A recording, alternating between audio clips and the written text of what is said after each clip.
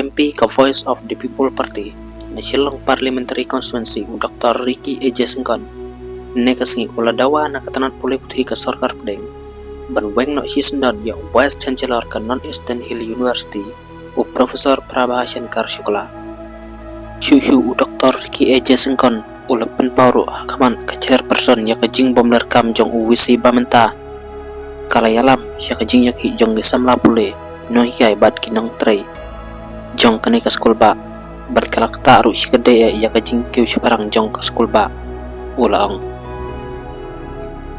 shu Dr. Ricky ulang ru ba ula kentu ya katanan badai kemi ban simke ya kene kaman dak ba weng no ya ude wisi bamenta syngkon ji. Madam Chairperson, through you I would like to draw the attention of this vexed and pertinent issue concerning Northeastern Hill University, one of the only central university in Northeast at one point of time. Today, Madam, this university which with a motto to rise up and build. Today, Madam, when we look at the condition of this university, it is in total disarray, and the reason for this is because of the leadership crisis that the university is facing.